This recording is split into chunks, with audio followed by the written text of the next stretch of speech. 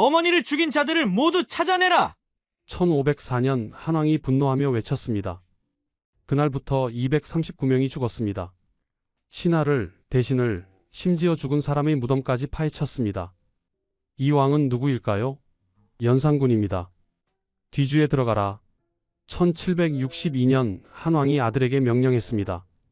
뜨거운 여름이었습니다. 8일 후 28세 아들이 죽었습니다. 이 왕은 누구일까요? 영조입니다. 역적의 딸을 왕비로 둘 수 없다. 1506년 신하들이 외쳤습니다. 7일 만에 왕비가 쫓겨났습니다. 19세 여인이었습니다. 죄가 뭘까요? 아버지가 역적이라는 것. 이 왕은 누구일까요? 중종입니다. 지금 우리는 대통령을 뽑습니다. 5년마다 투표합니다. 마음에 안 들면 바꿉니다. 하지만 조선시대는 달랐습니다. 왕은 하늘이 정했습니다. 혈통으로 결정되었습니다. 아무리 폭군이어도 백성들은 견뎌야 했습니다. 그래서 백성들에게 가장 절실한 것이 있었습니다. 우리 왕이 어떤 사람인가? 착한가? 폭군인가? 현명한가? 무능한가? 백성을 사랑하는가? 자기만 생각하는가? 왕 한 사람의 성품이 수백만 백성의 삶을 결정했습니다. 조선 왕조실록 1893권 472년의 기록입니다. 이 책은 왕들의 진실을 담고 있습니다. 성품, 사생활, 잔혹함, 욕망까지 왕이 보지 못하게 봉인했기에 사관들은 모든 것을 적을 수 있었습니다. 오늘 그 실록이 밝히는 왕들의 숨겨진 얼굴을 공개합니다. 이야기가 궁금하시다면 영상 끝까지 함께 해주세요. 구독과 좋아요는 영상 제작에 큰 힘이 됩니다. 1506년 9월 2일 새벽 한양 궁궐에 칼바람이 불었습니다. 왕을 폐위한다. 군사들이 궁궐로 쳐들어왔습니다. 술에 취해 잠들어 있던 연산군은 잠에서 깨어났습니다. 30세의 왕은 믿을 수 없다는 표정으로 신하들을 바라보았습니다. 내가 왕인데? 감히. 하지만 이미 끝난 일이었습니다. 12년간의 폭정이 막을 내리는 순간이었습니다. 연산군은 왕에서 군으로 강등되었습니다. 강화도 교동으로 유배되었습니다. 시간을 바꿔보겠습니다. 1614년 2월 강화도 9세 소년이 좁은 방에 갇혀 있었습니다. 영창대군 선조의 유일한 적자였습니다. 강화부사 정항은 온돌방에 불을 지펴 방을 뜨겁게 달궜습니다. 음식에는 모래와 흙을 섞어 먹을 수 없게 만들었습니다. 물 한 모금만. 어린 왕자의 목소리가 점점 약해졌습니다. 방은 찜통처럼 뜨거웠습니다. 아이는 창살을 붙잡고 울부짖었습니다. 실록은 이렇게 적었습니다. 영창대군이 강화도에서 죽었다. 나이 9세였다. 148년 후인 1762년 윤5월 13일 창경궁. 뒤주에 들어가라. 영조가 아들에게 명령했습니다. 사도세자는 28세였습니다. 한여름이었습니다. 뜨거운 햇볕이 뒤주를 달궜습니다. 아버지, 물 한 모금만. 사도세자의 목소리가 뒤주 안에서 들려왔습니다. 하지만 아무도 뒤주를 열지 않았습니다. 8일째 되던 날 더 이상 소리가 들리지 않았습니다. 뒤주를 열었을 때 사도세자는 이미 죽어 있었습니다. 117년 전인 1645년 4월 창경궁. 소현세자가 병석에 누웠습니다. 34세였습니다. 청나라에서 9년간 인질 생활을 마치고 돌아온 지 2달 만이었습니다. 온몸이 검은 빛이었고 7구멍에서 피가 흘러나왔습니다. 실록은 소현세자의 시신 상태를 이렇게 기록했습니다. 마치 약물에 중독된 사람 같았다고 했습니다. 부왕 인조는 세자가 축자 며느리 강빈을 사사했습니다. 세 손자는 제주도로 유배 보냈습니다. 2명은 유배지에서 죽었습니다. 이것이 조선 왕조실록이 기록한 왕들의 진짜 모습입니다. 화려한 왕관 뒤에 숨겨진 잔혹함, 냉혹함, 광기. 실록은 472년간의 기록을 담고 있습니다. 1893권 472책. 왕들의 업적만이 아니라 왕들의 잘못도 성격도 사생활도 모두 기록했습니다. 왜 실록은 이런 것까지 기록했을까요? 사관들은 목숨을 걸고 진실을 적었습니다. 왕이 살아있을 때는 볼 수 없게 봉인했습니다. 그래서 더 정직할 수 있었습니다. 오늘은 그 실록이 전하는 왕들의 숨겨진 얼굴을 보여드리겠습니다. 폭정, 차별, 학대, 살해. 실록이 감추지 못한 진실을 지금부터 공개합니다. 이 충격적인 이야기가 궁금하시다면 영상 끝까지 함께 해주세요. 구독과 좋아요는 영상 제작에 큰 힘이 됩니다. 첫 번째 인물은 연산군입니다. 조선 제10대 왕, 폭군의 대명사로 기억되는 인물입니다. 1476년 11월 7일 연산군이 태어났습니다. 아버지는 성종, 어머니는 왕비 윤씨였습니다. 적장자였습니다. 1483년 7세에 세자로 책봉되었습니다. 하지만 연산군이 7세였던 1482년 어머니 윤씨에게 큰 일이 일어났습니다. 왕비 윤씨가 폐위되었습니다. 투기와 저주 행위 때문이었습니다. 실록은 이렇게 기록했습니다. 윤씨가 성종의 얼굴에 손톱 자국을 냈다. 후궁 정씨와 엄씨를 질투했다. 1482년 8월 16일 폐비 윤씨가 사약을 받고 죽었습니다. 연산군은 6세였습니다. 하지만 아무도 이 사실을 연산군에게 알리지 않았습니다. 성종은 신하들에게 100년 동안 이 일을 입에 담지 말라고 명령했습니다. 연산군은 계모 정현왕후를 친어머니로 알고 자랐습니다. 1494년 12월 24일 성종이 38세의 나이로 죽었습니다. 12월 29일 연산군이 18세의 나이로 왕위에 올랐습니다. 즉위 초반 연산군은 평범한 왕이었습니다. 국방을 강화하고 왜구를 격퇴했습니다. 신하들도 인정했습니다. 하지만 1498년부터 이상한 일들이 일어나기 시작했습니다. 왕이 사냥을 좋아하여 신하들이 말려도 듣지 않는다. 실록은 연산군의 변화를 기록하기 시작했습니다. 사냥에 빠졌습니다. 활터를 만들기 위해 백성들의 집을 헐었습니다. 1498년 7월 11일 무오사화가 시작되었습니다. 김일손이라는 사관이 쓴 사초가 문제가 되었습니다. 김일손은 성종실록을 편찬하기 위해 사초를 제출했습니다. 사초는 실록의 원고였습니다. 그런데 실록청 당상관 이극돈이 김일손의 사초를 보고 분노했습니다. 사초에 자신에 대한 비판이 적혀 있었기 때문입니다. 정의왕후의 상중에 장흥기생과 어울렸다, 뇌물을 받았다, 불경을 잘 외워 세조에게 출세했다 등의 내용이었습니다. 이극돈은 김일손에게 사초 수정을 요청했습니다. 하지만 김일손은 거부했습니다. 사관이 쓴 사초를 함부로 폐기할 수 없다. 이극돈은 유자광에게 이 사실을 알렸습니다. 유자광은 세조의 충신이었습니다. 그는 김일손의 사초에서 더 큰 문제를 발견했습니다. 김일손의 스승 김종직이 쓴 조의제문이 사초에 실려 있었습니다. 조의제문은 중국 초나라 의제를 조문하는 글이었습니다. 의제는 항우에게 살해당했습니다. 유자광은 이 글이 세조를 비판하는 것이라고 해석했습니다. 세조가 단종을 폐위하고 죽인 것을 항우에 빗댄 것이라고 주장했습니다. 1498년 7월 12일 연산군이 김일손을 국문했습니다. 7월 27일 판결이 내려졌습니다. 이미 죽은 김종직은 부관참시되었습니다. 무덤을 파헤쳐 시신을 토막냈습니다. 김일손, 권오복, 권경유, 이목, 허반은 능지처 잠되었습니다. 표현말, 홍한, 정여창, 강경서, 이수공 등은 귀양을 갔습니다. 총 52명이 처벌받았습니다. 1504년 결정적인 사건이 일어났습니다. 연산군이 어머니 폐비 윤씨가 사약을 받고 죽었다는 사실을 알게 된 것입니다. 어머니를 죽인 자들을 모두 찾아내라. 연산군의 분노가 폭발했습니다. 이것이 갑자사화의 시작이었습니다. 성종의 후궁 정씨와 엄씨를 불러들였습니다. 한밤중이었습니다. 창경궁 뜰이었습니다. 너희가 내 어머니를 모함했다. 연산군은 직접 두 후궁을 때렸습니다. 발로 걷어찼습니다. 두 여인은 그 자리에서 죽었습니다. 정씨의 아들 안양군과 봉안군을 불러들였습니다. 자신의 이복 형제였습니다. 너희 어미를 때려라. 안양군은 어둠 속에서 누군지 모르고 때렸습니다. 봉안군은 눈치를 채고 망설였습니다. 하지만 연산군의 독촉에 어쩔 수 없이 때렸습니다. 두 후궁이 죽자 연산군은 봉안군에게 말을 하사했습니다. 1년 후 두 왕자를 귀양 보냈습니다. 그리고 사사했습니다. 이미 죽은 사람들도 용서하지 않았습니다. 한명회, 정창손, 심회, 이들은 폐비 윤씨 사건에 관여했던 대신들이었습니다. 이미 죽어서 무덤에 묻혀 있었습니다.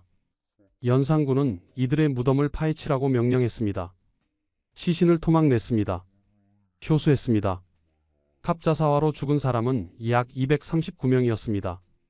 사형이 122명으로 절반을 넘었습니다. 가족까지 합치면 수백 명이었습니다. 실록은 이렇게 적었습니다.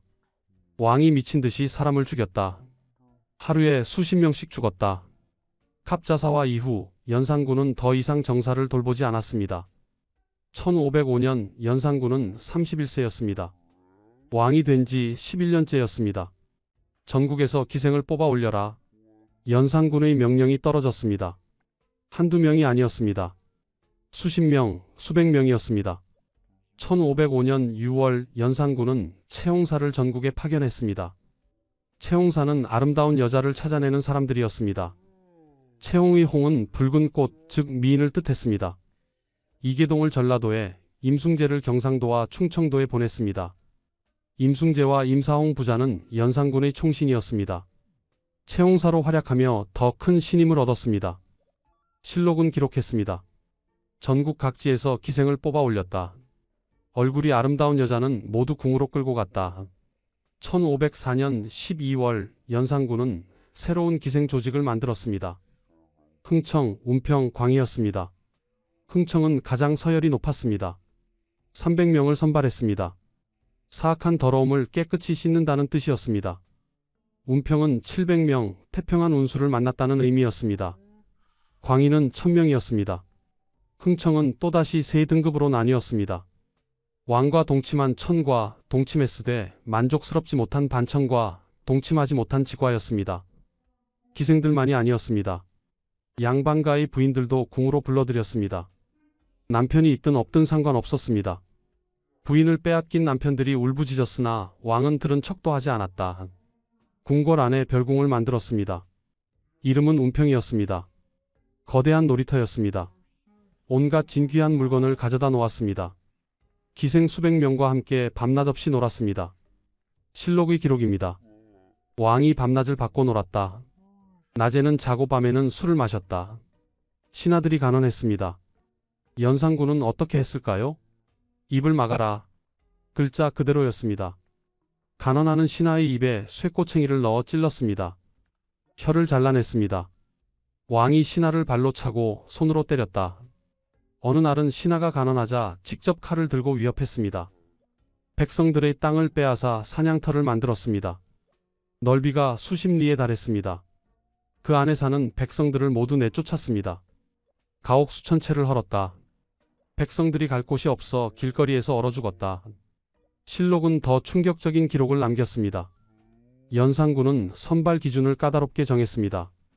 분칠하지 않은 자들을 뽑으라. 자색은 분칠로 바뀐 것이니 어찌 분칠한 것을 참 자색이라 할 수 있겠냐. 민낯을 중시했습니다. 구취나 겨드랑이 등 몸에서 채취가 나는 자들은 철저히 걸러냈습니다. 흥청들이 입는 옷인 아상복과 홍단장에 드는 비용을 백성들로부터 거두었습니다. 백성들의 살림이 탕진될 지경에 이르렀습니다. 장녹수는 흥청 출신이었다가 연산군의 눈에 띄어 후궁이 되었습니다. 국정을 농단하기 시작했습니다. 장녹수의 하인들까지도 그의 기세를 믿고 나쁜 짓을 저질렀습니다. 남편과 헤어지는 아내, 딸을 빼앗기는 부모들의 울음소리가 온 나라에 울려 퍼졌습니다. 백성들이 숨어 지냈다. 딸이 있는 집은 문을 걸어 잠그고 나오지 않았다. 연산군은 신하들에게 신원패를 차게 했습니다. 입은 몸을 베는 칼이다라고 쓰여 있었습니다. 말조심하라는 뜻이었습니다. 사모 앞뒤로 충, 성자를 수놓게 했습니다. 왕에게 충성하라는 표시였습니다. 어느 날 연산군을 비방하는 투서가 나돌았습니다. 한글로 쓰여 있었습니다. 연산군은 분노했습니다. 한글 교습을 중단하라. 한글로 된 책을 모두 불태워라. 세종대왕이 만든 훈민정음을 금지한 것입니다. 자신의 고조부가 만든 문자였습니다. 하지만 연산군은 개의치 않았습니다. 연산군의 사치는 끝이 없었습니다. 궁궐 안에서 밤낮 없이 잔치를 열었습니다. 횃불 천자루를 늘어세워 밤이 낮처럼 밝게 만들었습니다. 흥청 수백 명이 늘어앉아 풍악을 연주했습니다. 경회지에는 서호의 배 수십 척을 끌어왔습니다. 배 한 척을 육지로 운반하는데 500여 명이 동원되었습니다. 외치는 소리가 성안을 진동했습니다. 내수사의 재정이 바닥났습니다. 실록은 적었습니다. 흥청망청이라는 말이 이때 생겼다. 백성들은 흥청이들과 놀아나다 나라가 망한다는 뜻에서 흥청망청이라는 말을 유행시켰습니다. 지금까지도 경계의 언어로 이어지고 있습니다. 신하들이 더 이상 견딜 수 없었습니다. 백성들도 고통스러웠습니다. 온 나라가 피폐해졌습니다. 1506년 8월 신하들이 비밀리에 모였습니다.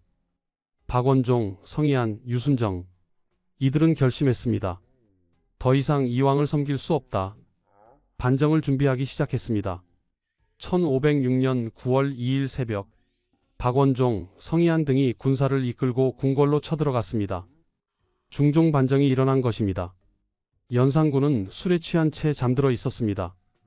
기생들과 함께 밤새 술을 마시고 잠든 것이었습니다.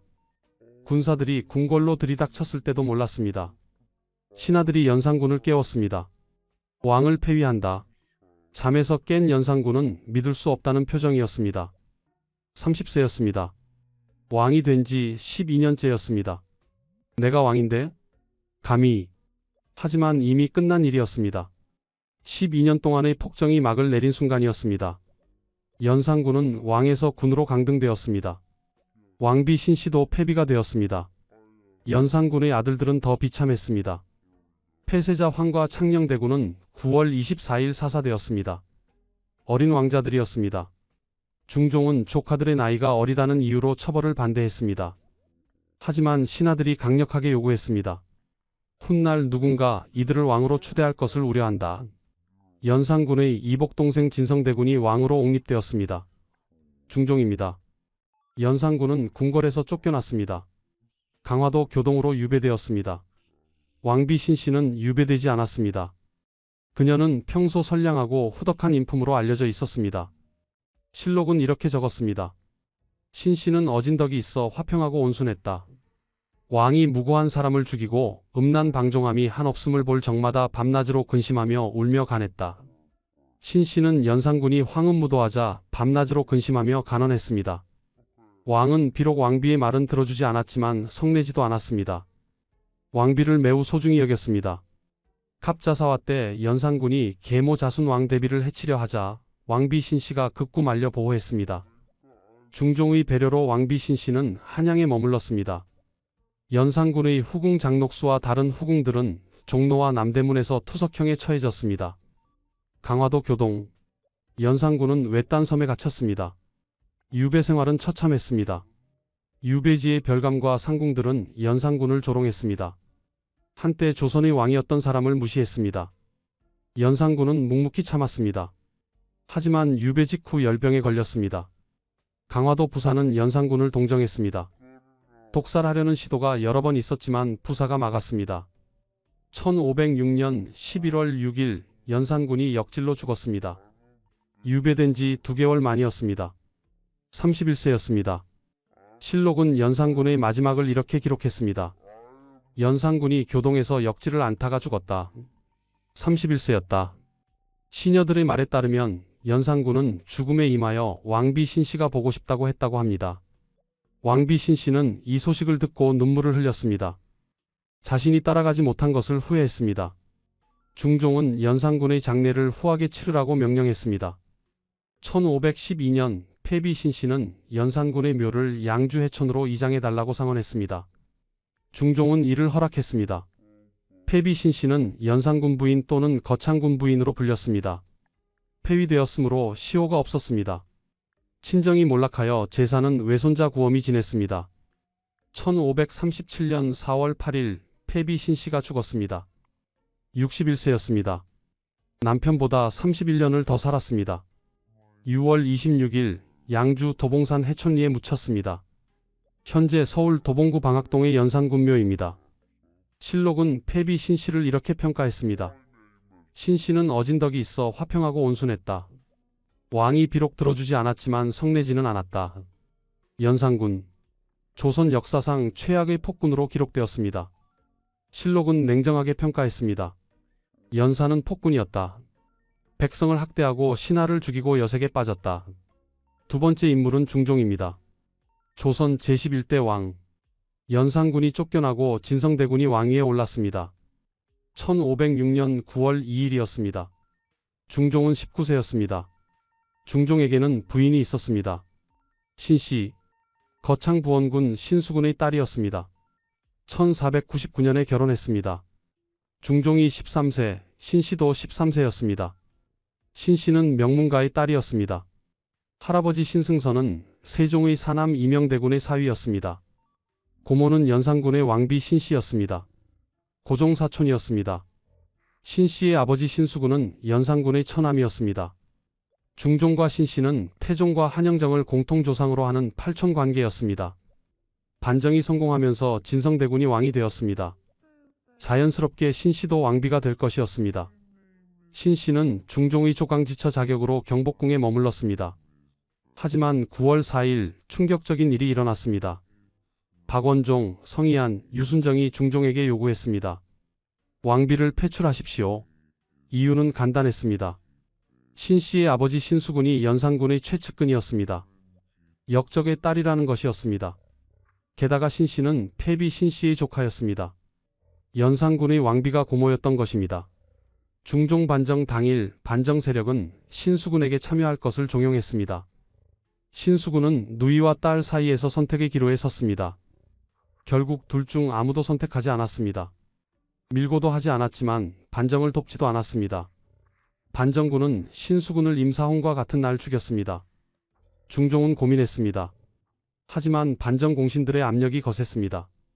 유순, 김수동, 유자광, 박원종, 유순정, 성희안 등이 같은 말로 아뢰었습니다. 거사할 때 먼저 신수군을 제거한 것은 큰 일을 성취하고자 해서였습니다. 죄인의 딸은 정의에 부당합니다. 중종은 조강지처는 버릴 수 없다고 하여 굳게 맞섰습니다. 하지만 원종 등이 계속 굳게 고집했습니다. 결국 승낙했습니다. 단경왕 후의 폐위를 강력히 밀어붙인 또 다른 이유는 중종과 신씨의 관계가 매우 애틋했기 때문입니다. 왕이 신씨의 말에 좌우될까 두려워했던 것입니다. 반정의 날밤 군사들이 진성대군의 집으로 몰려들었습니다. 진성대군은 드디어 형님이 나를 죽이려나 보다며 겁에 질려 자결하려 했습니다. 부인 신씨가 말렸습니다. 군사의 말 머리가 우리 집을 향해 있다면 우린 죽지 않고 무엇을 기다리겠습니까?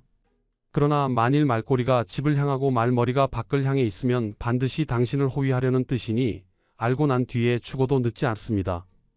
사람을 보내 살피게 하니 말머리가 밖을 향해 있었습니다.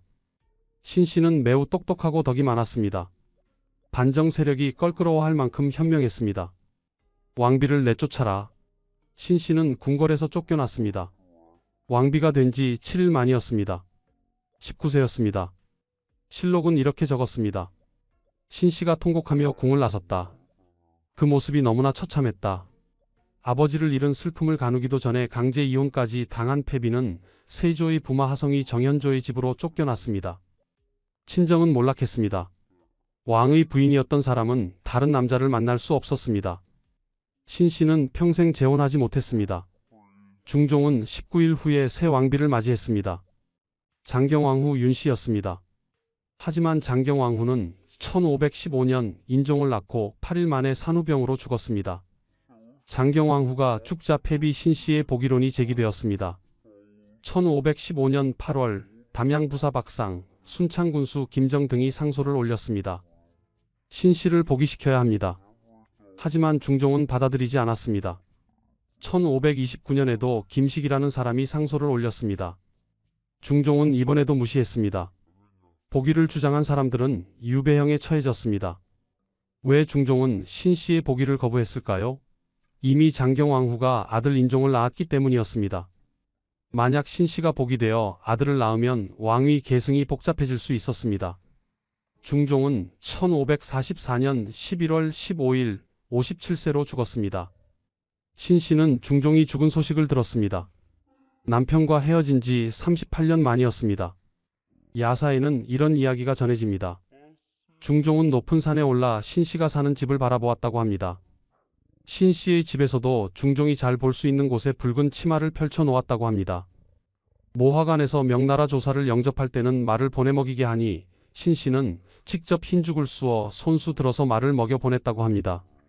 하지만 이것은 야사일 뿐입니다. 실록에는 중종이 신씨를 그리워했다는 기록이 없습니다. 1544년 중종이 죽었습니다. 1545년 인종은 신씨가 거처하는 곳에 패비궁이라는 이름을 주고 생활비를 보조했습니다. 1558년 1월 6일 신씨가 죽었습니다. 71세였습니다. 중종이 죽은 지 13년 후였습니다. 평생을 혼자 살았습니다.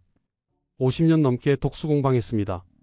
실록은 신씨의 죽음을 이렇게 기록했습니다. 비가 패출당한 것은 본래 그의 죄가 아니었다. 모든 치상 절차를 잠옷 후하게 갖추지 않으니 당시 사람들이 모두 슬퍼했다.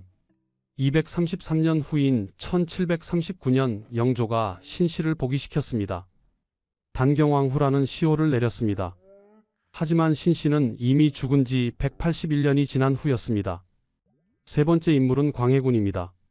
조선 제15대 왕. 1575년 4월 26일 광해군이 태어났습니다.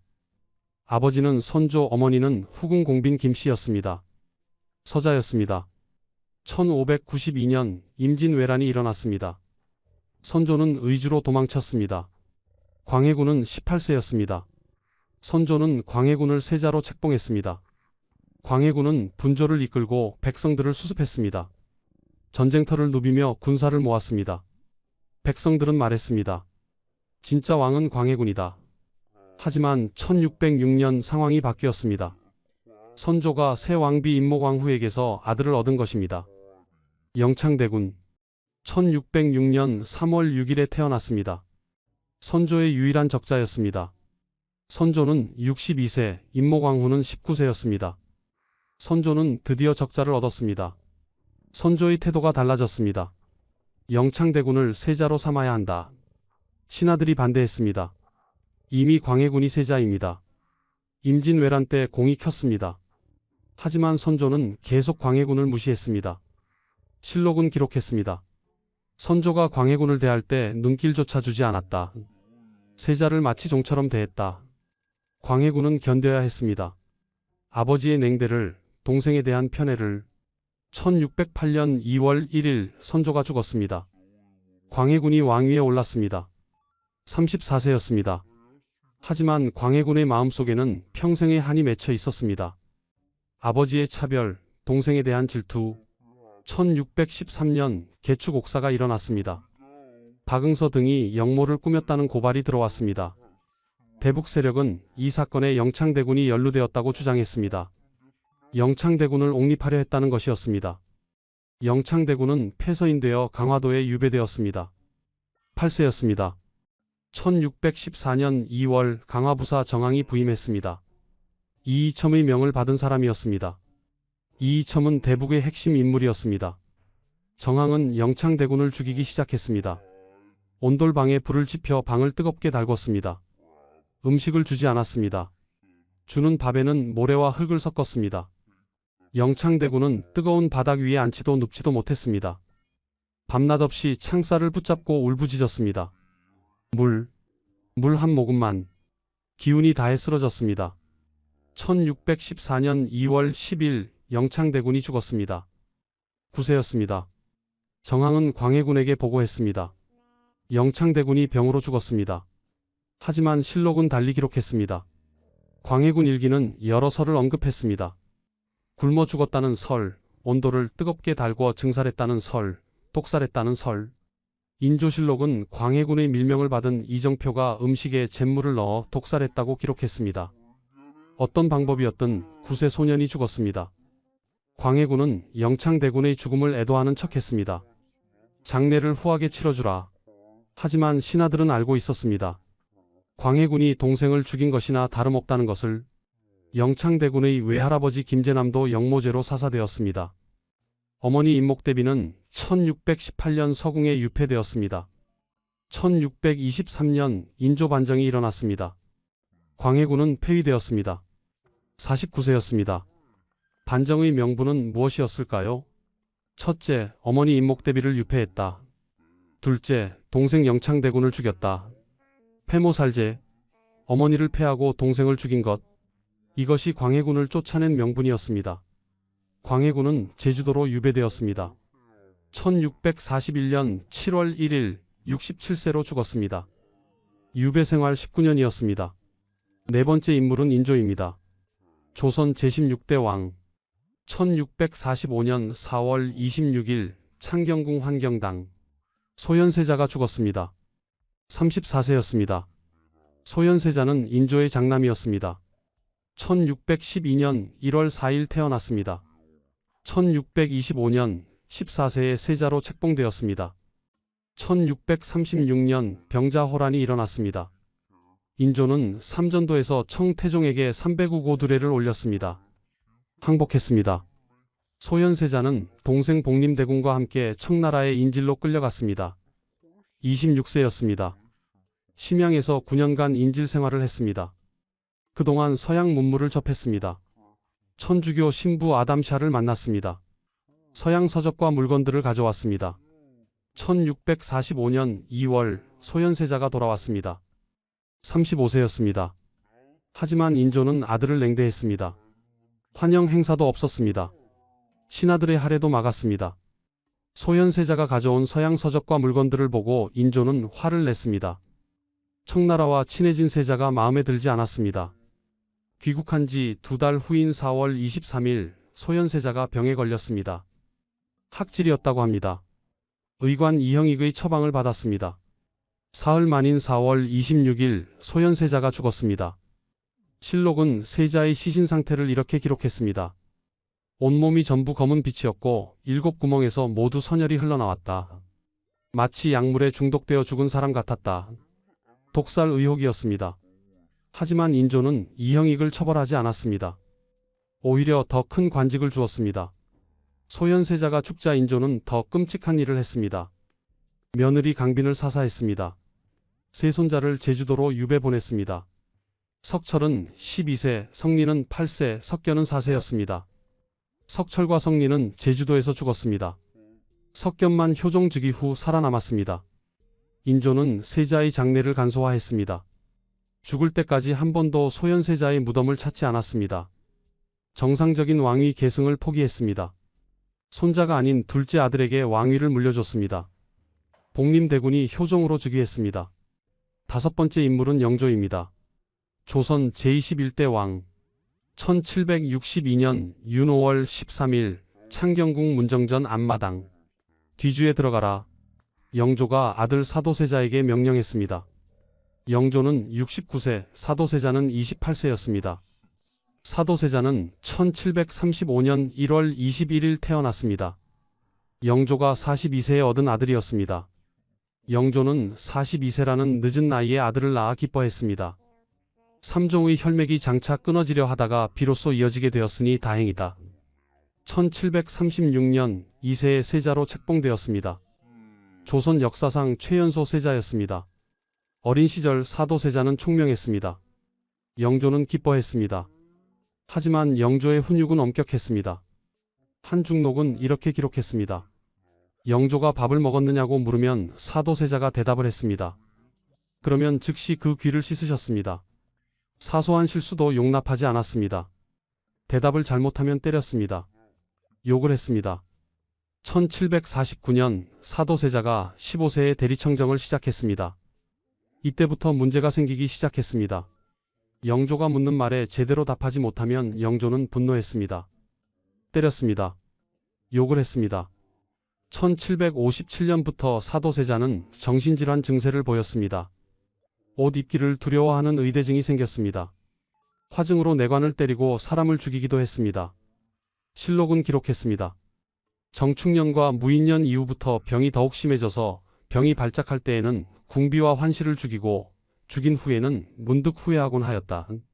1762년 5월 22일 나경원이 사도세자의 비행 10여 가지를 고발했습니다. 나경원은 홍계위의 겸종 출신이었습니다. 고발 내용은 왕손의 어미를 때려 죽인 1. 여승을 궁으로 끌어들인 1. 관서로 행역한 1. 북한산성을 유람한 1등이었습니다. 영조는 분노했습니다. 윤 5월 13일 사도세자를 불렀습니다. 자결하라. 신하들이 말렸습니다. 영조는 명령을 바꿨습니다. 뒤주에 들어가라. 사도세자가 뒤주에 들어갔습니다. 영조는 직접 뚜껑을 닫고 자물쇠를 채웠습니다. 한여름이었습니다. 뜨거운 햇볕이 뒤주를 달궜습니다. 아버지, 물 한 모금만. 사도세자의 목소리가 뒤주 안에서 들려왔습니다. 무겸선정관 이성문은 어린 세손 산을 도와 입궁하려 했습니다. 수문장들이 막았습니다. 이성문은 세손을 등에 업고 수문장들을 밀친 뒤 세손을 궁으로 들여보냈습니다. 세손이 영조에게 가서 아비를 살려달라고 구원을 청했습니다. 권정침, 이의장 등이 땅에 머리를 찍고 울며 세자의 억울함을 간했습니다. 하지만 영조는 듣지 않았습니다. 동궁의 관료들이 뒤주의 틈으로 세자에게 미음과 물을 넣어주다가 발각되었습니다. 영조는 내관을 시켜 뒤주의 유약을 발라 틈새를 막았습니다. 통풍도 막혔습니다. 8일이 지났습니다. 윤 5월 21일 더 이상 소리가 들리지 않았습니다. 뒤주를 열었습니다. 사도세자는 이미 죽어 있었습니다. 28세였습니다. 영조는 세자의 죽음을 슬퍼하지 않았습니다. 세자가 뒤주에 갇혀있는 8일 동안 평소대로 수라를 받고 정무를 보았습니다. 영조는 죽은 세자에게 사도라는 시호를 내렸습니다. 사는 과오를 뉘우쳤다는 뜻입니다. 도는 일찍 죽었다는 뜻입니다. 영조는 세자가 죽음으로써 과오를 뉘우쳤다고 판단했습니다. 조선왕조실록 1893권 472책 472년간의 기록입니다. 실록은 왕의 업적만 기록하지 않았습니다. 왕의 잘못도 성격도 사생활도 모두 적었습니다. 연산군의 광기, 중종의 냉혹함, 광해군의 잔인함, 인조의 냉대, 영조의 학대, 왕들의 숨겨진 얼굴이 실록에 낱낱이 드러나 있습니다. 왜 실록은 이런 것까지 기록했을까요? 역사는 거울이다. 후세가 교훈을 얻도록 실록을 쓴 사관들은 목숨을 걸고 진실을 적었습니다. 왕이 보지 못하게 봉인했습니다. 왕이 죽은 후에야 공개되는 책이었습니다. 그래서 더 정직할 수 있었습니다. 연산군은 폭군이 되어 쫓겨났습니다. 31세에 외로이 죽었습니다. 12년간의 폭정으로 온 나라를 피폐하게 만들었습니다. 백성들은 고통받았습니다. 무오사화에서 52명이 처벌받았습니다. 갑자사화에서는 239명이 피화했습니다. 사형이 122명으로 절반을 넘었습니다. 한명회, 정창손, 심회 등 이미 죽은 대신들까지 부관 참시했습니다. 흥청 300명, 운평 700명, 광희 1000명을 선발했습니다.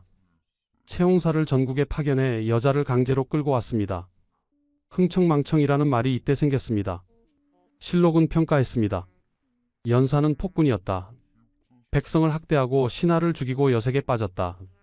중종은 첫 부인을 버렸습니다. 반정 공신들의 압력에 굴복했습니다. 19세 아내는 평생 혼자 살다 71세에 죽었습니다.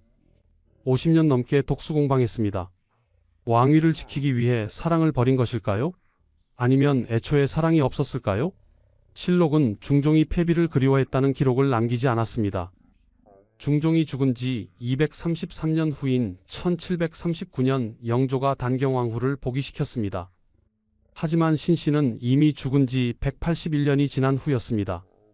광해군은 아버지의 차별로 마음의 상처를 입었습니다.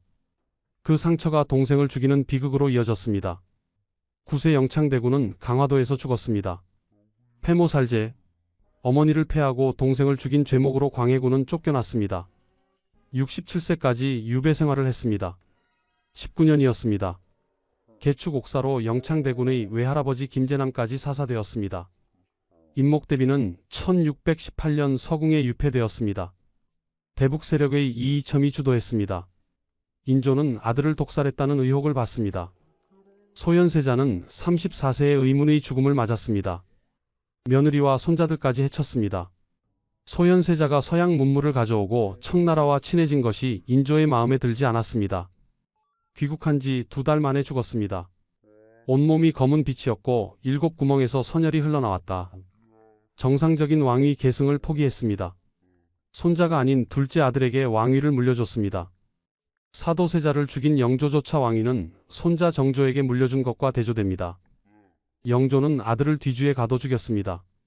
28세 아들을 8일간 굶겨 죽였습니다. 평생 그 죄책감에 시달렸을까요? 영조는 사도세자에게 사도라는 시호를 내렸습니다. 사는 과오를 뉘우쳤다는 뜻입니다. 도는 일찍 죽었다는 뜻입니다.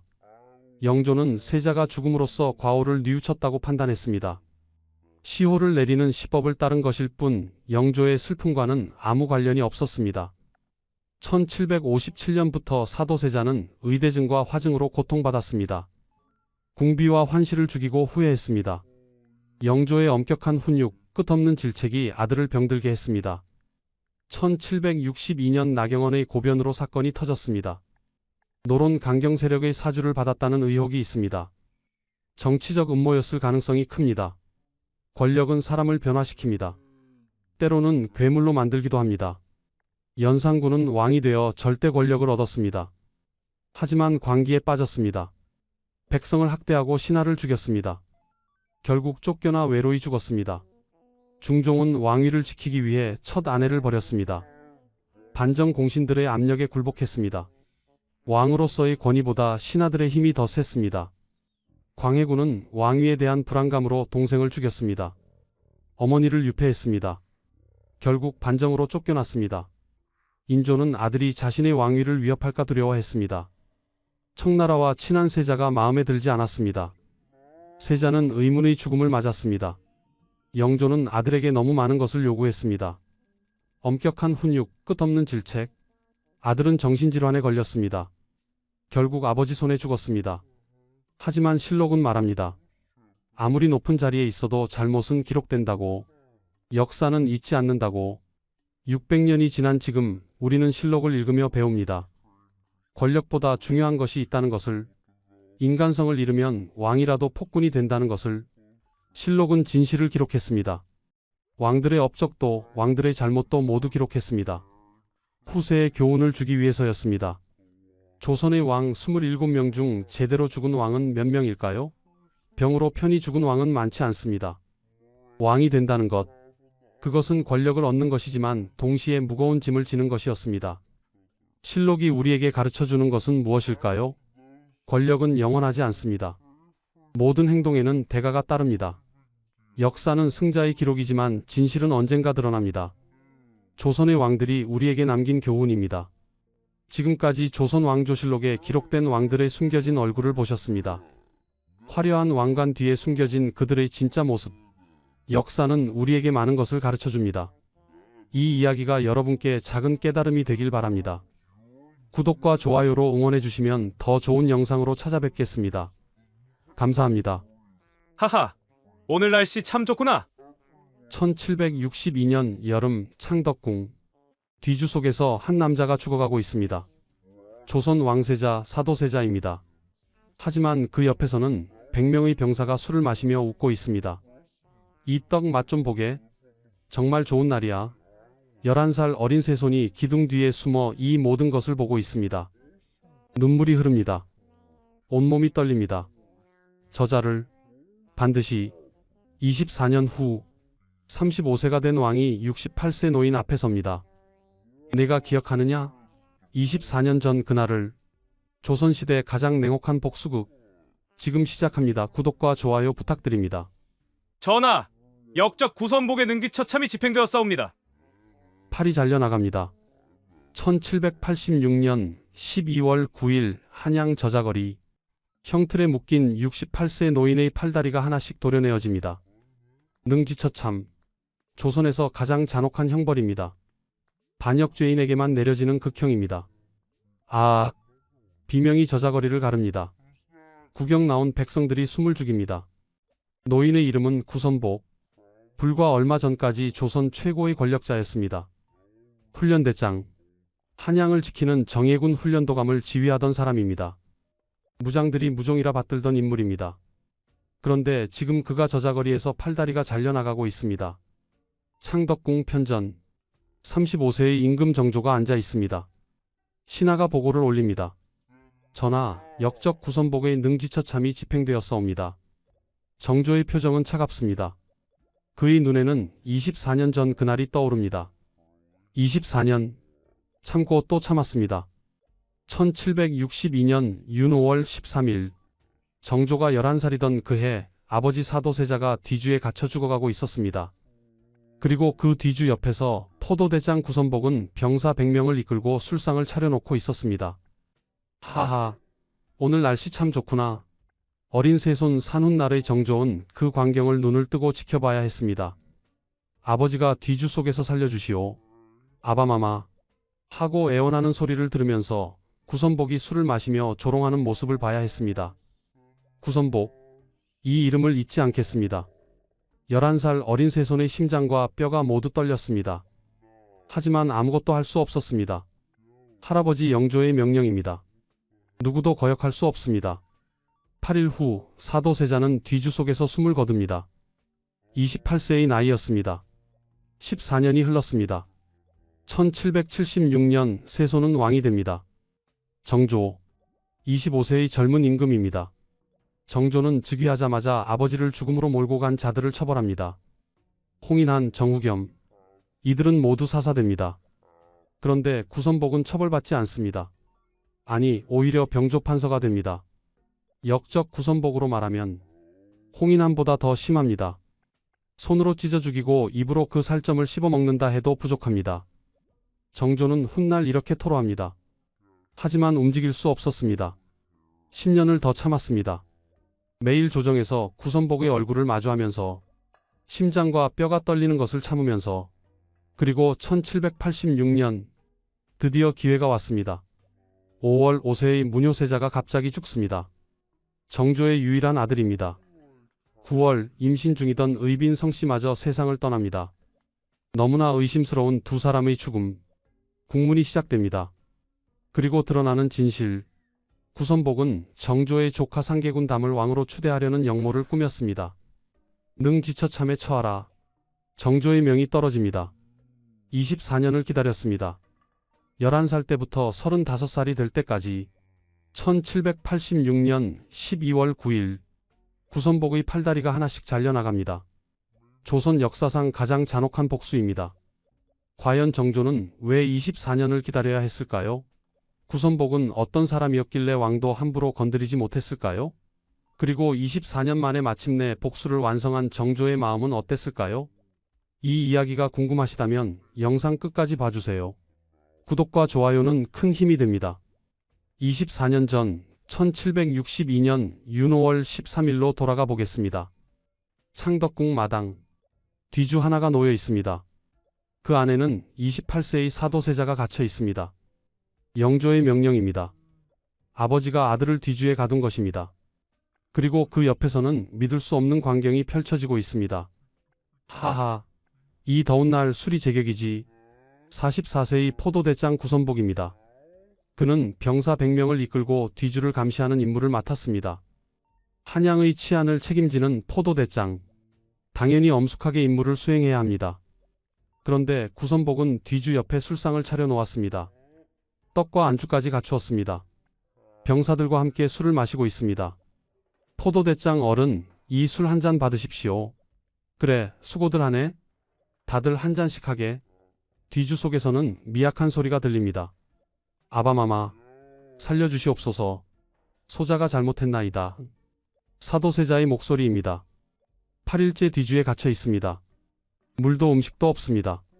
숨쉬기조차 힘듭니다. 영조가 내관을 시켜 뒤주에 유약을 발라서 틈새를 막아버렸기 때문입니다.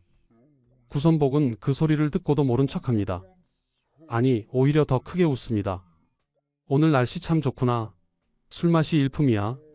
조금 떨어진 곳에서 11살 어린 새손산이 이 모든 것을 지켜보고 있습니다. 눈물이 흐릅니다. 하지만 소리내어 울 수도 없습니다. 아버님, 아버님. 새손은 뒤주로 달려가려 합니다. 물이라도 드리고 싶습니다. 하지만 내금위장 김도수가 막아섭니다. 새손께서는 물러나십시오. 대전의 명이십니다. 비키시오. 과인이 아버님께 물 한 잔 드리겠다는데 안 되옵니다. 새손은 땅을 치며 통곡합니다. 그때 구선복이 새손을 부릅니다. 새손께서는 이리 오시지요. 11살 새손의 심장이 얼어붙습니다. 구선복의 얼굴이 가까이 다가옵니다. 술 냄새가 납니다. 새손께서는 할아버지 대전을 닮으셨습니다. 훌륭한 임금이 되실 것이옵니다. 구선복이 미소를 짓습니다. 하지만 그 미소 뒤에는 조롱이 숨어 있습니다. 아버님은요? 아버님은 어찌 되는 것이옵니까? 어린 새손이 묻습니다. 구선복은 뒤주를 돌아봅니다. 그리고 다시 새손을 봅니다. 아버지를 닮지 마십시오, 새손. 아버지는 이미 끝났습니다. 그 말에 새손의 온몸이 떨립니다. 분노와 슬픔과 무력감이 뒤섞입니다. 구선복. 이 이름을 기억하겠습니다. 이 얼굴을 잊지 않겠습니다. 세손은 이를 악물고 그 자리를 떠납니다. 하지만 구선복의 얼굴은 깊이 새겨졌습니다. 술을 마시며 조롱하던 그 표정이 윤 5월 21일 8일 만에 사도세자가 숨을 거둡니다. 뒤주를 열었을 때 사도세자는 이미 차갑게 식어 있었습니다. 영조가 뒤주 앞에서 오열합니다. 내가 무슨 짓을 한 것이냐. 내 아들을 내 손으로. 하지만 이미 늦었습니다. 28세의 사도세자는 돌아오지 않습니다. 그날 11살 세손의 가슴에는 깊은 상처가 새겨집니다. 그리고 한 가지 이름이 각인됩니다. 구선복. 24년 후에 반드시 대가를 치르게 할 그 이름. 구선복은 누구였을까요? 능성구시. 조선 최고의 무인 명문가입니다. 그의 5대조는 인조반정의 1등 공신 국행입니다. 대대로 고위 무관을 배출한 집안입니다. 구선복은 1718년 숙종 44년에 태어났습니다. 1738년 21세의 나이에 사마시생원에 합격합니다. 출세가도가 열립니다. 1748년 영조 24년 31세에 황해도 수군절도사가 됩니다. 1750년에는 충청도 병마절도사. 빠른 승진입니다. 1757년 영조 33년 40세에 총융사가 됩니다. 최초의 군영대장입니다. 이제 구선복은 조선 군부의 핵심이 됩니다. 그리고 1765년 영조 41년 48세에 드디어 훈련대장에 오릅니다. 훈련대장. 이것이 얼마나 큰 자리일까요? 훈련도감은 한양을 지키는 정예군입니다. 조선의 5군영 중 하나입니다. 임진왜란 이후 만들어진 조총부대입니다. 병력은 약 5,000명. 하지만 그 영향력은 숫자로 재울 수 없을 정도로 막강합니다. 훈련대장은 사실상 조선의 군권을 쥔 사람입니다. 임금도 함부로 건드릴 수 없는 자리입니다. 왜일까요? 한양에 있는 군사력을 직접 지휘하기 때문입니다. 훈련도감은 조선의 5군영 중 하나입니다. 하지만 그 위상은 특별합니다. 도성 방위의 핵심입니다. 5,000명의 정예 군사를 보유하고 있습니다. 더 중요한 것은 무엇일까요? 한양 안에 있다는 것입니다. 임금이 있는 바로 그곳에 반란을 일으키려면 훈련도감만 장악하면 됩니다. 구선복은 이 자리를 20년 넘게 지킵니다. 종영 구선행과 번갈아가며 훈련대장을 맡습니다. 능성구시가 조선의 군부를 장악한 것입니다. 1765년부터 1786년까지 무려 21년입니다.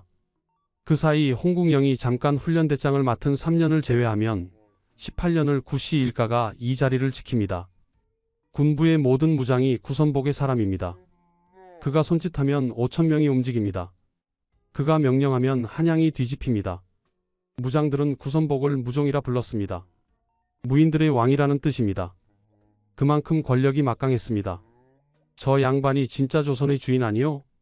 왕도 구선복 눈치를 보지 않소? 백성들도 다 알았습니다.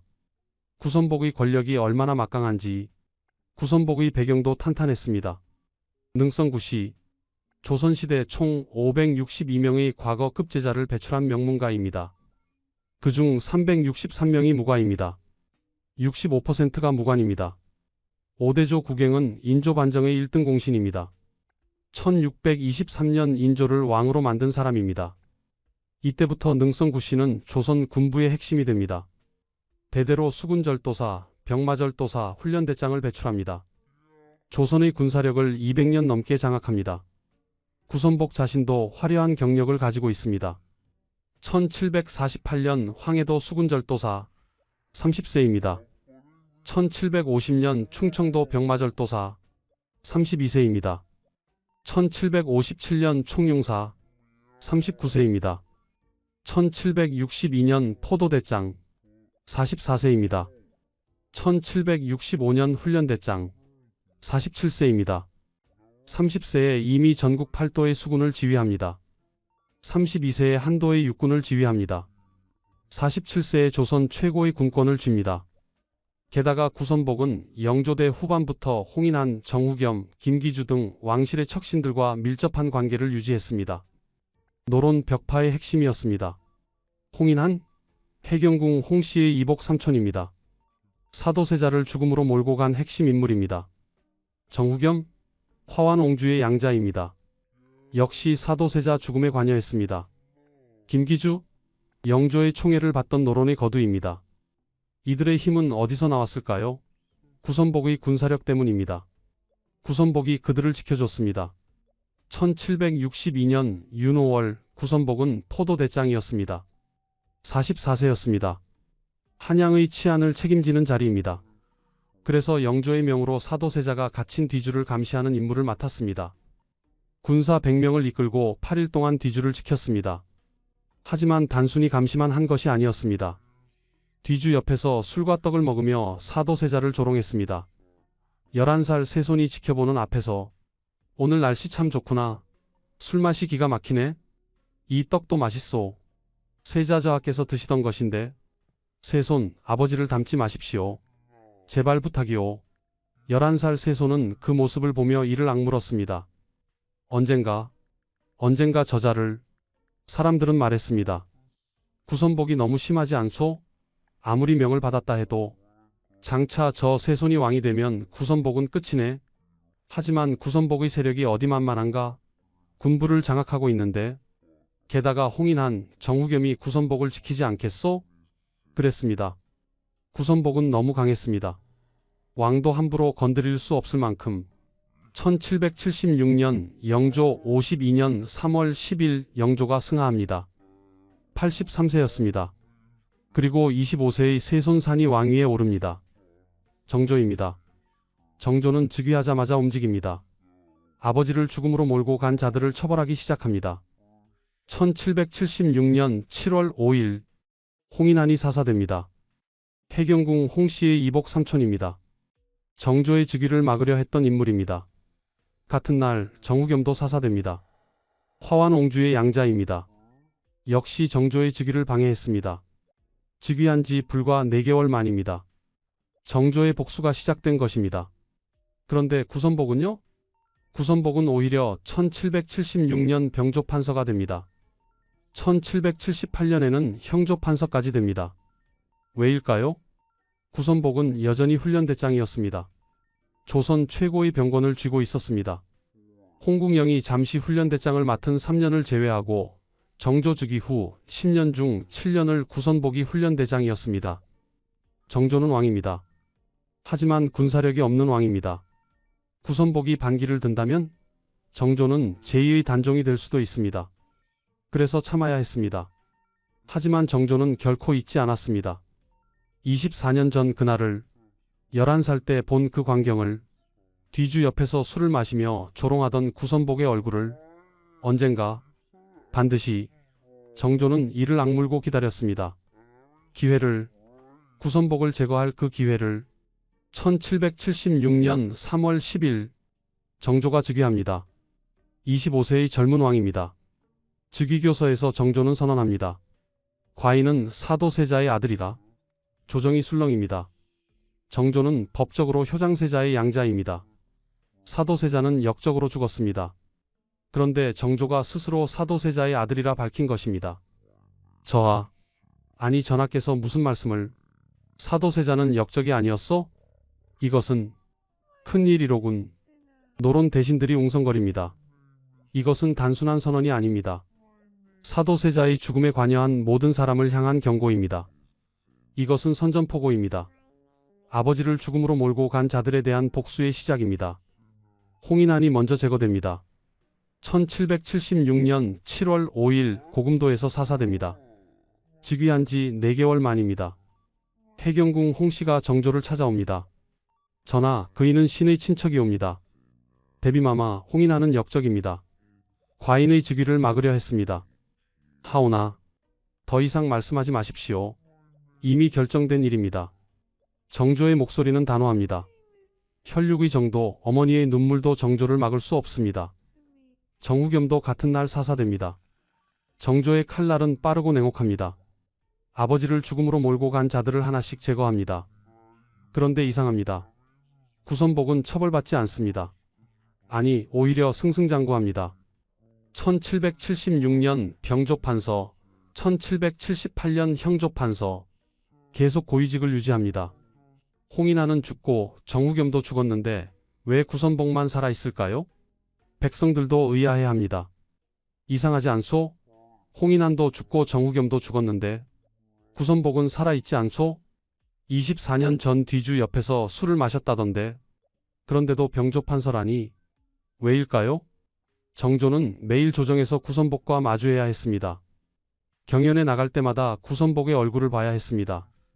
매번 경연에 오를 적마다 심장과 뼈가 모두 떨렸습니다. 정조는 훗날 이렇게 고백합니다.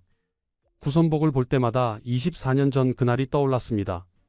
뒤주 옆에서 술을 마시던 모습. 오늘 날씨 참 좋구나 하고 웃던 얼굴. 11살 어린 새손에게 아버지를 닮지 마십시오라고 말하던 그 목소리. 분노가 치밀어 올랐습니다. 역적 구선복으로 말하면 홍인한보다 더 심합니다.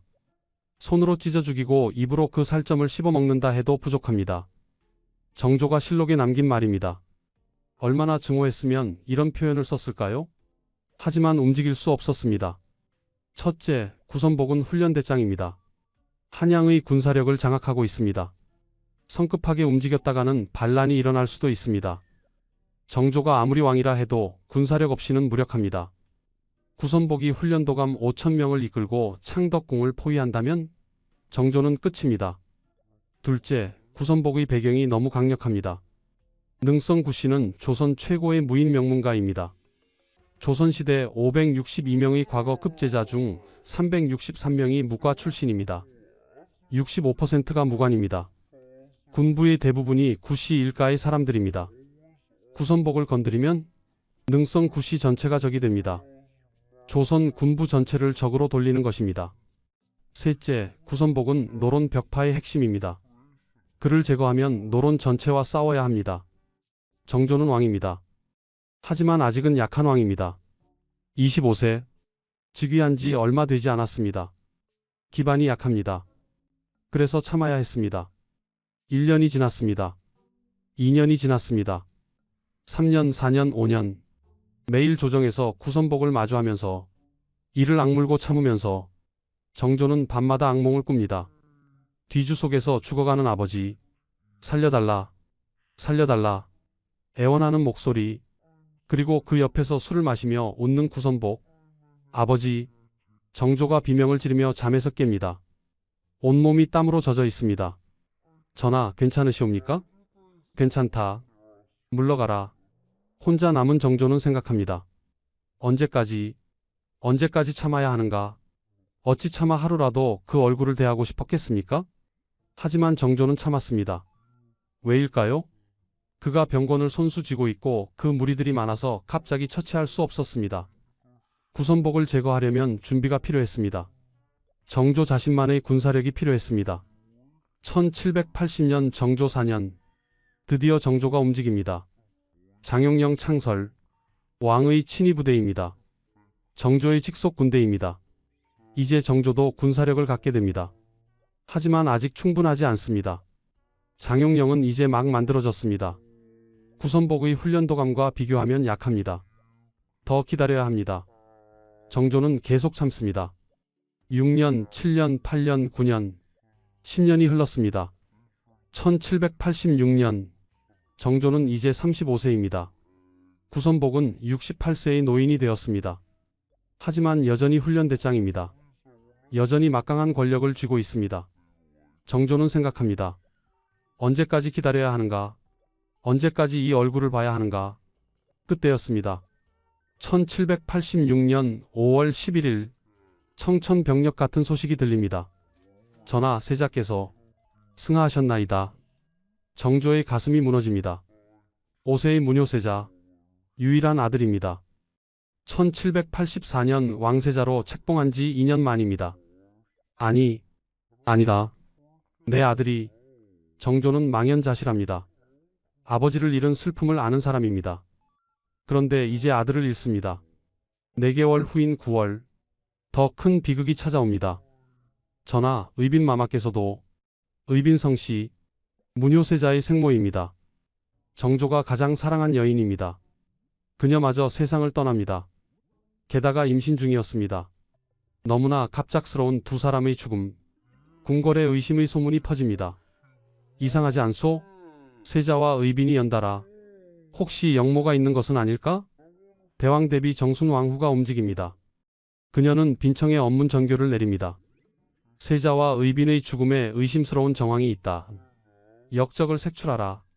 나는 이 일이 밝혀질 때까지 탕약과 수라를 패하겠다. 대왕 대비가 단식 투쟁에 들어갑니다. 조정이 발칵 뒤집힙니다. 정조에게는 이것이 바로 기회였습니다. 24년 동안 기다려온 바로 그 기회. 정조는 왜 10년이나 기다려야 했을까요? 첫 번째 이유. 구선복의 군사력. 구선복은 훈련대장입니다.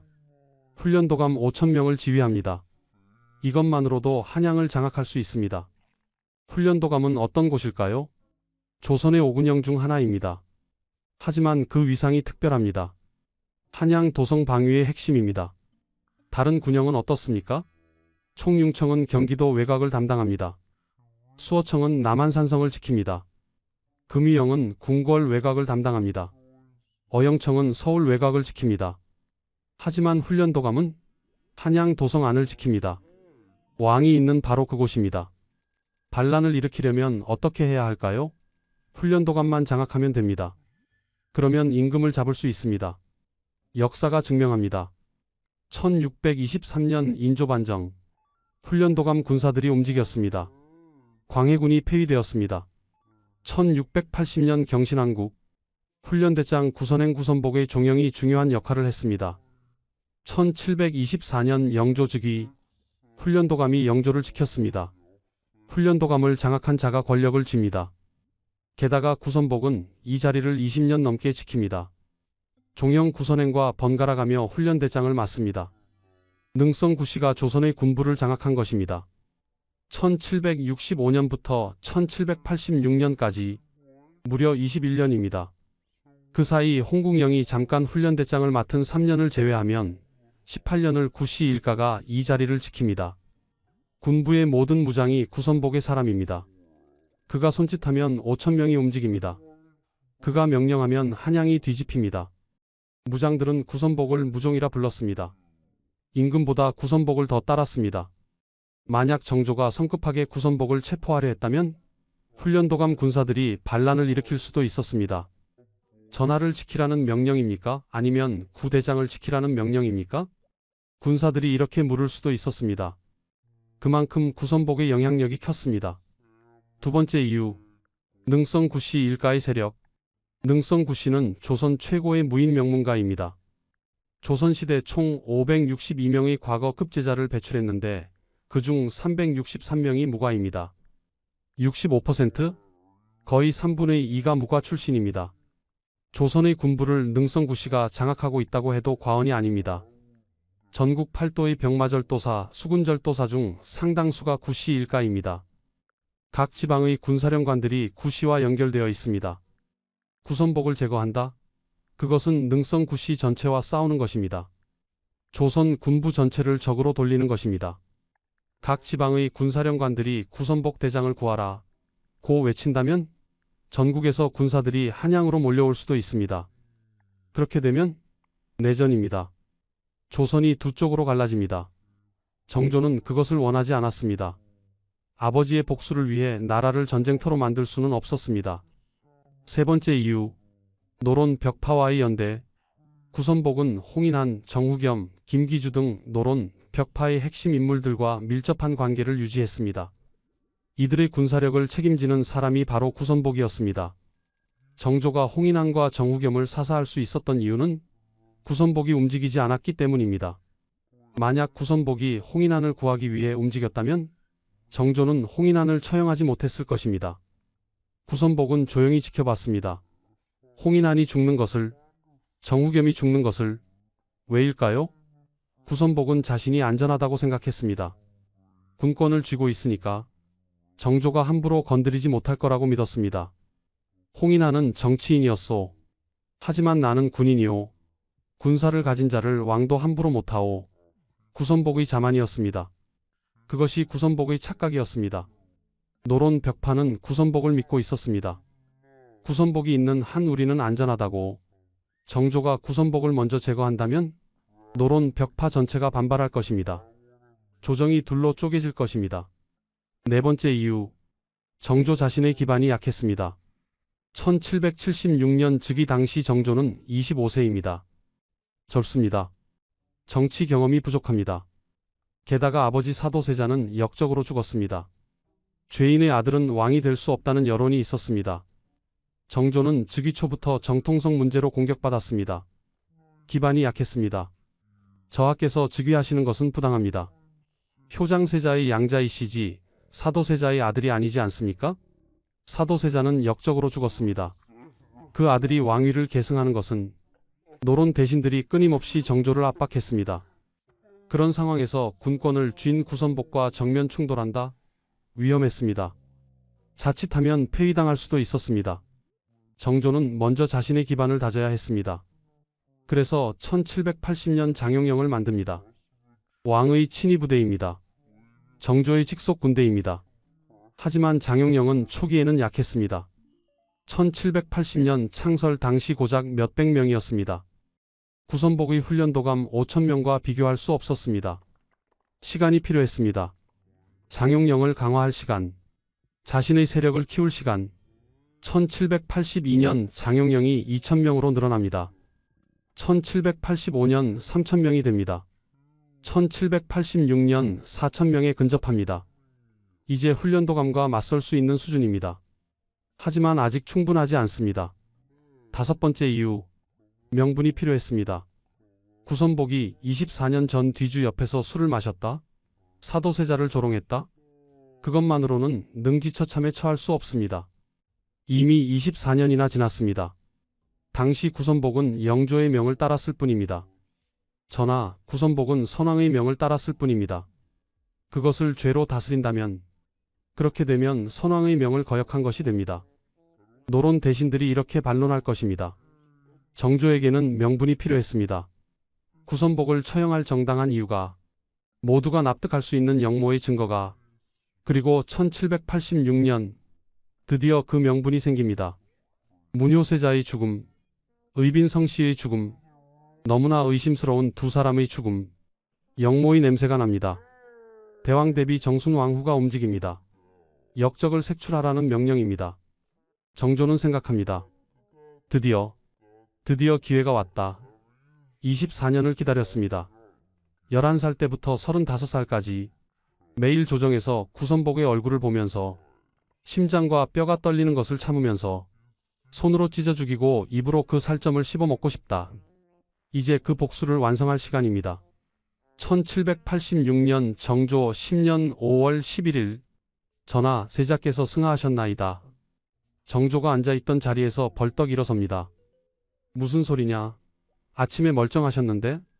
소신도, 그것이 5세의 문효세자, 정조와 의빈성씨의 아들입니다. 1784년 왕세자로 책봉되었습니다. 정조의 유일한 아들입니다. 그런데 갑자기 죽었습니다. 정조는 아들의 시신 앞에 무릎을 꿇습니다. 아비가 지키지 못했구나. 문효세자는 총명했습니다. 3살 때 이미 글을 읽었습니다. 4살 때 시를 지었습니다. 정조는 이 아들에게 큰 기대를 걸었습니다. 이 아이는 과인보다 더 훌륭한 왕이 될 것이오. 정조가 신하들에게 자랑하곤 했습니다. 하지만 이제 그 아이가 차갑게 식어 있습니다. 정조는 압니다. 11살 때 아버지를 잃은 슬픔을, 뒤주 속에서 죽어가는 아버지를 지켜봐야 했던 그 고통을, 과인이 아버지를 지키지 못했듯이 이제 아들도 지키지 못했구나. 정조의 눈에서 눈물이 흐릅니다. 과인은 왕인데 아버지도 아들도 지키지 못하는 세자의 장례가 치러집니다. 정조는 하루도 빠짐없이 세자의 묘소를 찾습니다. 아비가 너를 지키지 못해서 미안하구나. 4개월이 흘렀습니다. 1786년 9월 전하, 의빈마마께서. 정조가 달려갑니다. 의빈성씨가 누워 있습니다. 이미 숨이 끊어져 있습니다. 마마. 의빈성씨, 정조가 가장 사랑한 여인입니다. 정조가 15살 세손이었을 때 첫 번째로 고백했지만 거절당했습니다. 저는 감히 세손의 사람이 될 수 없습니다. 15년 후 30살 왕이 되어 다시 고백했지만 또 거절당했습니다. 저는 데뷔마마의 손에서 자란 몸입니다. 어찌 감히 해경궁 홍씨가 직접 키운 궁녀였기 때문입니다. 어머니가 딸처럼 키운 궁녀를 며느리로 맞을 수 없었습니다. 하지만 정조는 포기하지 않았습니다. 3년을 더 기다렸습니다. 결국 1779년 의빈 성씨를 후궁으로 맞았습니다. 그리고 1782년 의빈이 아들을 낳습니다. 무뇨세자입니다. 정조는 얼마나 기뻤을까요? 33살에 처음으로 아들을 얻었습니다. 사랑하는 여인이 낳은 아들입니다. 대를 이을 아들입니다. 하늘이 과인에게 준 선물이오. 정조가 의빈에게 말했습니다. 그런데 1786년 5월 그 아들이 죽습니다. 5세의 어린 나이에 의빈은 절망합니다. 아들을 잃은 어머니의 슬픔 너무나 컸습니다. 마마, 건강을 돌보셔야 합니다. 전하께서 염려하고 계십니다. 건강? 이미 내 마음이 죽었는데. 의빈은 매일 세자의 묘소를 찾았습니다. 울고 또 울었습니다. 그리고 4개월 후 의빈마저 죽습니다. 게다가 임신 중이었습니다. 뱃속의 아이와 함께 정조는 의빈의 시신을 안고 흐느낍니다. 마마, 과인을 두고 어찌 가십니까? 세자도 마마도 모두 과인을 두고. 너무나 갑작스러운 죽음. 궁궐에 소문이 퍼집니다. 이상하지 않소? 세자가 갑자기 돌아가시고 4개월 후 의빈까지. 보통 일이 아닐세. 혹시 쉿, 조심하게. 하지만 확실히 뭔가 있어. 혹시 영모가. 정조도 의심합니다. 너무 이상합니다. 아들도 의빈도 모두 건강했습니다. 갑자기 죽을 이유가 없습니다. 세자는 5살이었습니다. 한창 건강할 나이입니다. 병을 앓은 적도 없었습니다. 의빈은 32살이었습니다. 출산 경험도 있고 궁궐 최고의 의원들이 돌보고 있었습니다. 그런데 둘 다 갑자기 죽었습니다. 4개월 간격으로. 누군가 내 아들을 죽였다. 정조의 눈에 살기가 돕니다. 대왕 대비 정순왕후가 움직입니다. 정순왕후는 영조의 계비입니다. 사도세자 사건 당시 세자빈이었습니다. 15살에 왕실에 들어와 사도세자의 비극을 지켜봤습니다. 그녀는 노론 벽파의 핵심입니다. 정조를 견제하는 인물입니다. 하지만 이번에는 다릅니다. 왕세자가 죽었습니다. 왕실의 대를 이을 후사가 사라졌습니다. 이것은 영모일 수 있습니다. 1786년 윤 7월 정순왕후가 빈청에 언문 전교를 내립니다. 세자와 의빈의 죽음에 의심스러운 정황이 있다. 백방으로 수색하여 역적을 색출하라. 나는 이 일이 밝혀질 때까지 탕약과 수라를 패하겠다. 대왕 대비가 단식 투쟁에 들어갑니다. 조정이 술렁입니다. 대왕 대비께서 탕약을 드시지 않으신다. 이것은 심상치 않은 일이야. 정말로 영모가 있는 모양이군. 세자와 의빈의 죽음이 살해였단 말인가? 정조는 명령합니다. 의금부는 즉시 조사에 착수하라. 세자와 의빈의 죽음과 관련된 자를 밝혀내라. 전하, 혹시 의심되는 자가 있사옵니까? 정조는 잠시 침묵합니다. 그리고 천천히 말합니다. 작년 이율과 홍복영의 영모 사건. 그때 상계군 담을 옹립하려 했다. 세자가 죽으면 누가 이득을 보겠는가? 그렇다면 상계군과 관련된 모든 자를 조사하라. 빠짐없이. 국문이 시작됩니다. 먼저 문양해라는 자가 잡혀옵니다. 스스로를 신인의 제자라 칭하며 백성들을 혹세무민했던 인물입니다. 네가 홍국영, 김기주의 일파와 손잡고 영모를 일으키려 했다는 것이 사실이냐? 그렇나이다. 문양해가 자백합니다. 1785년 홍복영, 이율의 영모 사건. 그때 자신도 관여했다고. 그렇다면 다른 공모자는 누구냐? 그것은 구선복입니다. 정조의 눈이 번뜩입니다. 구선복. 드디어 24년을 기다렸습니다. 바로 이 순간을. 구선복을 잡아들여라. 1786년 12월 68세의 구선복이 체포됩니다. 1786년 12월 의금부 68세의 구선복이 끌려옵니다. 불과 얼마 전까지 훈련대장이었던 사람입니다. 조선 최고의 권력자였습니다. 정조가 직접 국문에 참석합니다. 35세, 11살 때부터 24년을 기다렸습니다. 구선복, 네가 상계군 담을 왕으로 추대하려 했다는 것이 사실이냐? 구선복이 고개를 듭니다. 정조와 눈이 마주칩니다. 순간 구선복의 눈에 무언가 스칩니다. 24년 전 그날 11살 어린 새손이 자신을 바라보던 그 눈빛, 그때 새손의 눈에는 눈물이 고여 있었습니다. 하지만 동시에 무언가 다른 것도 있었습니다. 분노? 아니, 그것보다 더 깊은 것. 결의. 아, 이 날이 오고야 말았구나. 구선복은 처음에 부인합니다. 터무니없는 누명입니다. 신은 평생 충성을 다했습니다. 충성? 내가 어찌 감히 충성을 말하느냐? 정조의 목소리가 차갑습니다. 하지만 증거가 하나씩 드러납니다. 조카 구명겸이 먼저 잡혀옵니다. 국문이 시작됩니다. 네가 작년 영모 사건에 관여했다는 증언이 있다. 사실이냐? 처음에는 부인합니다.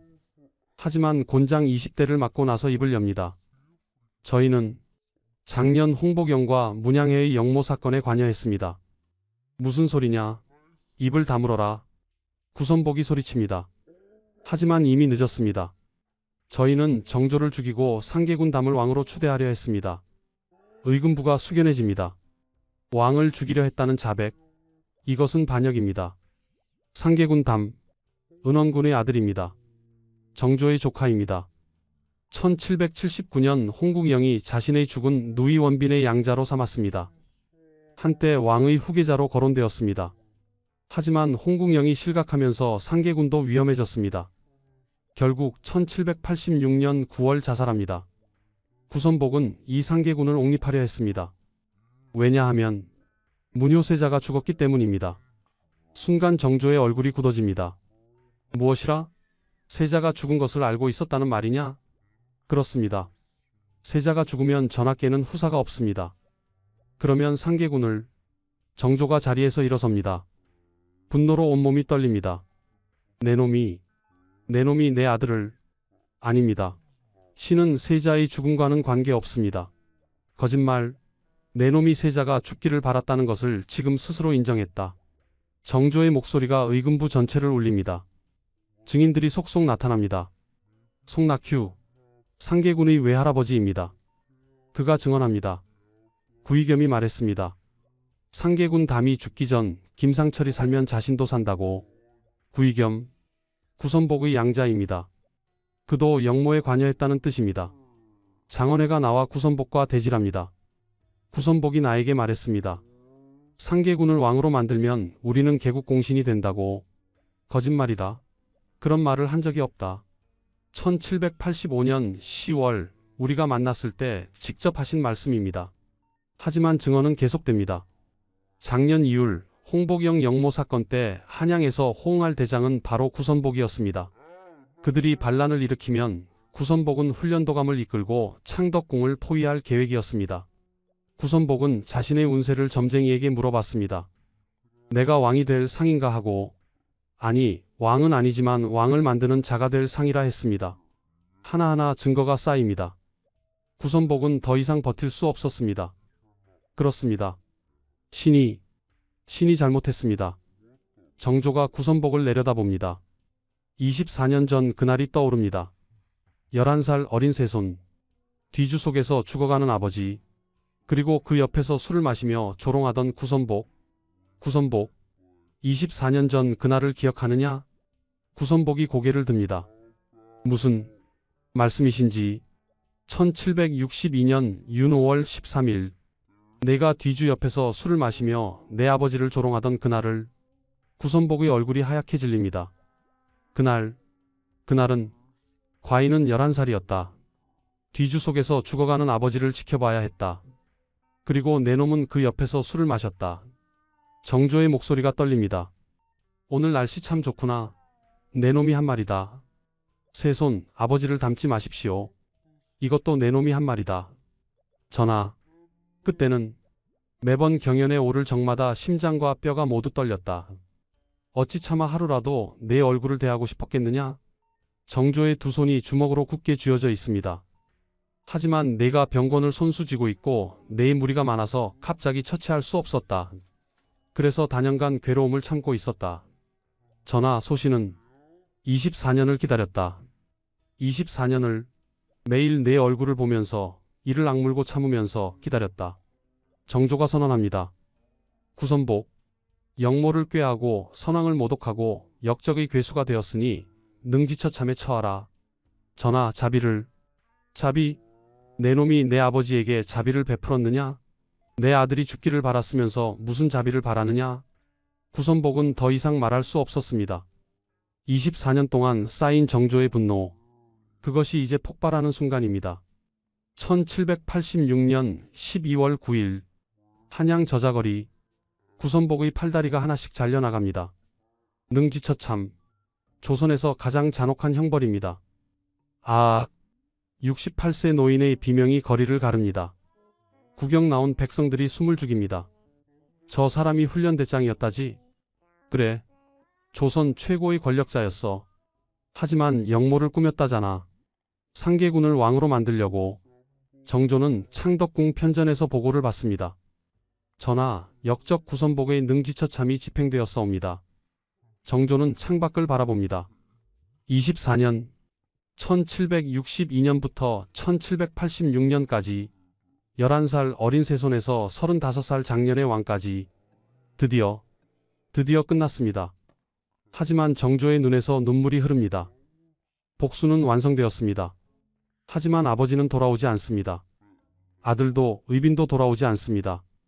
구선복뿐만이 아닙니다. 조카 구명겸은 12월 9일 3군을 모아놓고 조리를 돌린 후 목이 잘려 효수됩니다. 양자 구이겸은 이듬해 1787년 1월 9일 과천현에서 목이 잘립니다. 구명겸의 가족과 처첩들은 모두 노비가 됩니다. 재산은 정몰당합니다. 능성 구씨 일가가 하루아침에 몰락합니다. 조선 초기 이래 대대로 고위직 무관을 배출한 집안, 왕실과 혼인까지 맺어온 명문가, 그 집안이 완전히 무너집니다.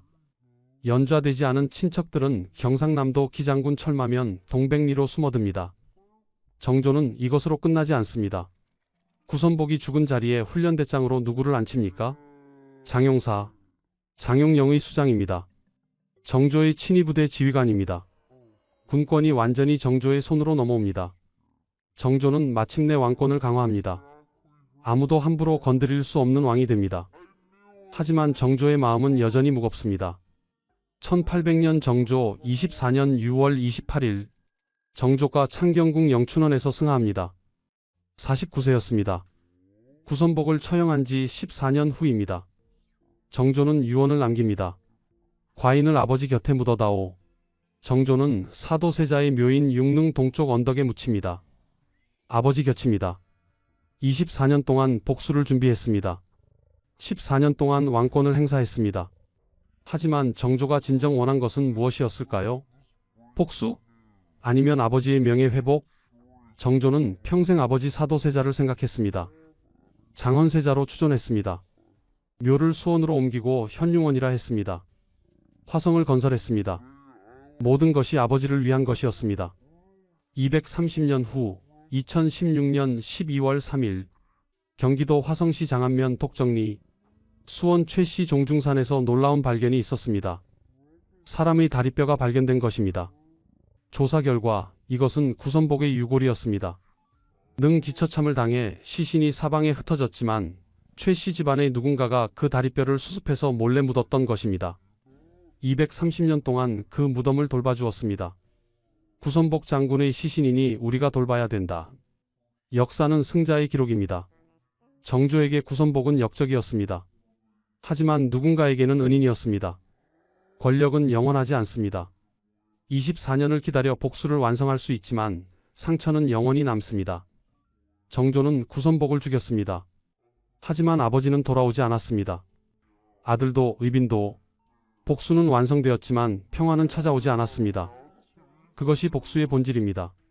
지금까지 24년을 기다린 정조의 복수, 구선복 능지처참의 이야기였습니다. 역사는 우리에게 말합니다. 모든 행동에는 대가가 따른다고, 권력은 영원하지 않다고, 그리고 복수는 상처를 치유하지 못한다고. 구독과 좋아요 부탁드립니다. 다음에 또 만나요.